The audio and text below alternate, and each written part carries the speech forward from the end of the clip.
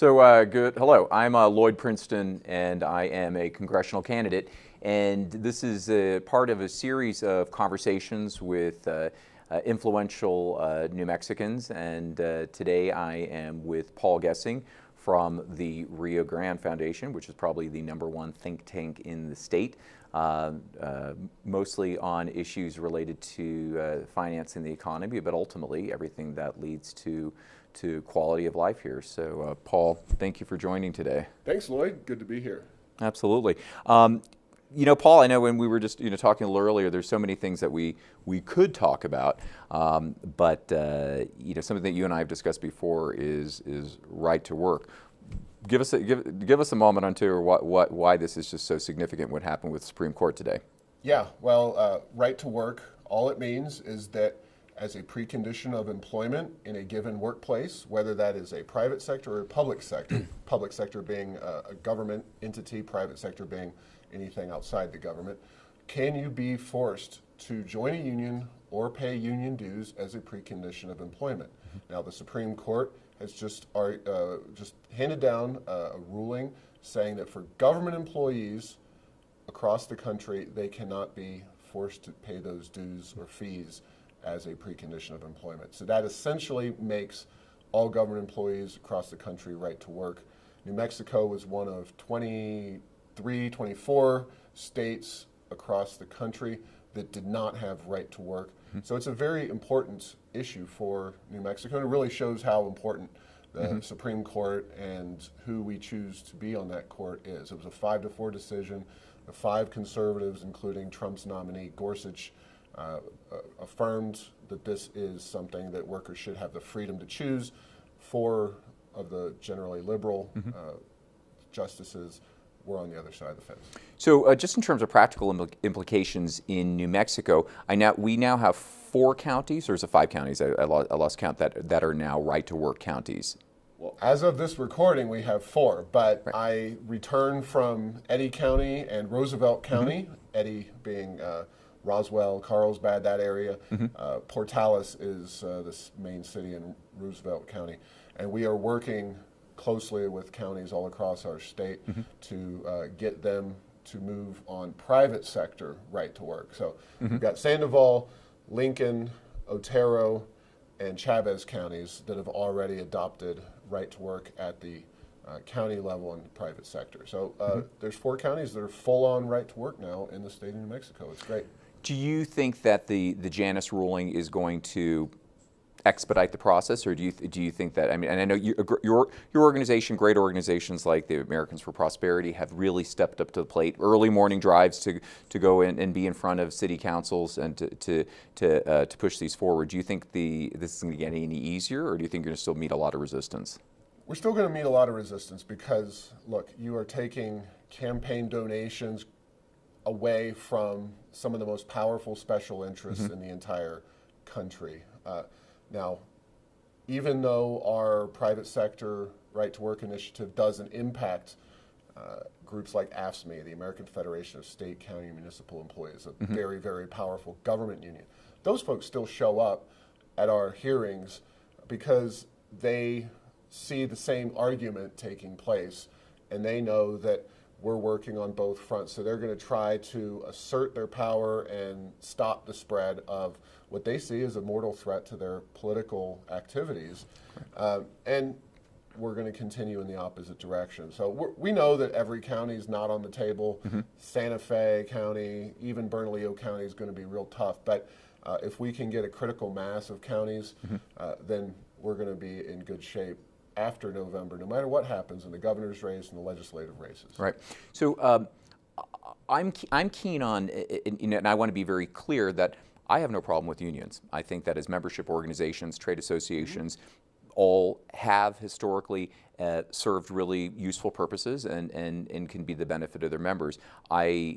Not sure when it turned and how it turned, but it clearly has turned, and right to work was one of the, what is a really perfect example of that, where I think unions have exerted their political will. And as I've been reading various articles and look at the rhetoric that's come out of them, anytime you try to affect or change anything that lessens the political influence of a union, the first thing they start screaming is you're anti-worker and you're trying to take away all their rights. And interestingly enough, you probably recently saw that President Trump made it easier to fire to federal employees, and of course, all the anti-Trump sentiment was, this man is once again, he's hates the poor, he's against the worker. But when you really looked at it, what the unions had done in this instance was set themselves, their workers, as a special class. And there's like 2.5 million federal workers.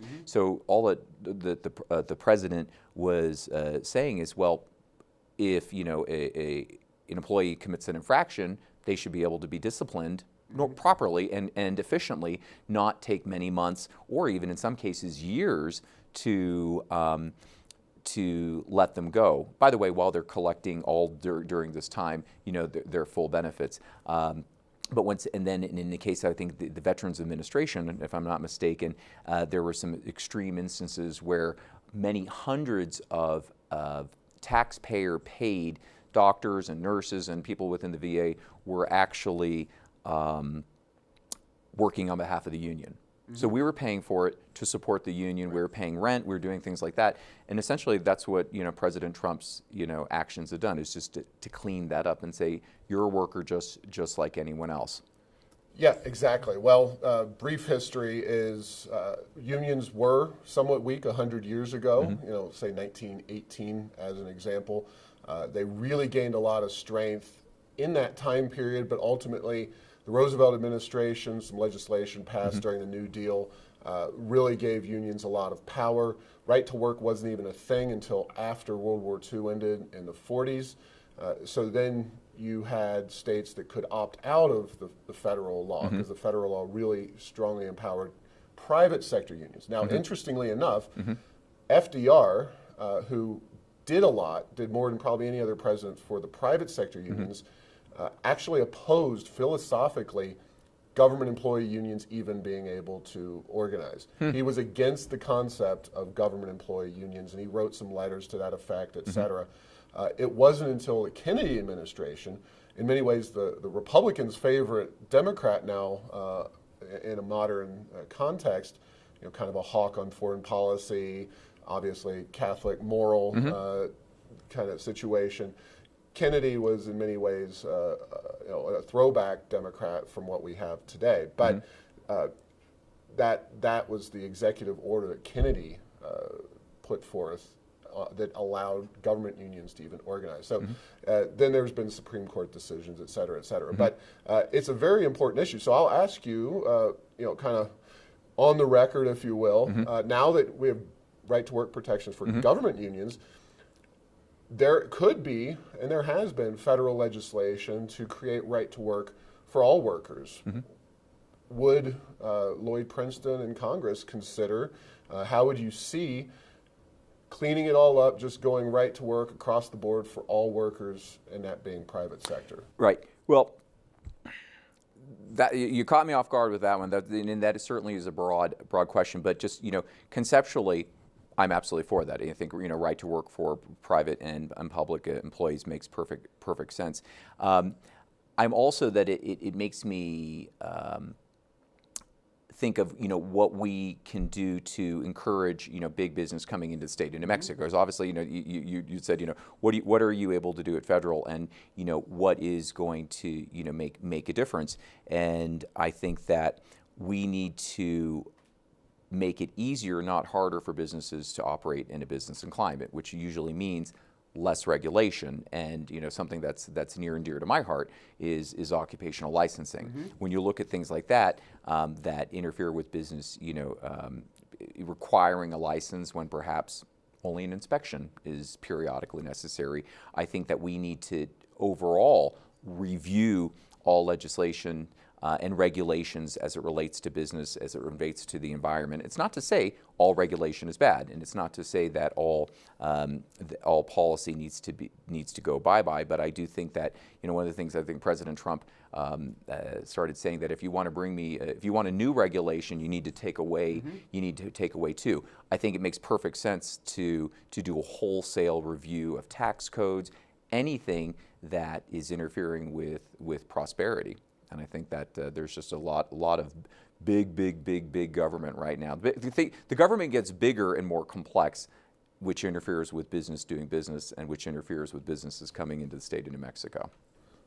Well, there's no doubt that there's a couple very positive things there that you've mentioned about President Trump, and I don't want to get you on a wavelength like you're agreeing with him too much. So I'm sure we'll be able to talk about some of the issues that you maybe have some disagreement with him on, which I suspect free trade and some other policies. So I think we are going to break and Okay. go from there. Absolutely. Thank you very much.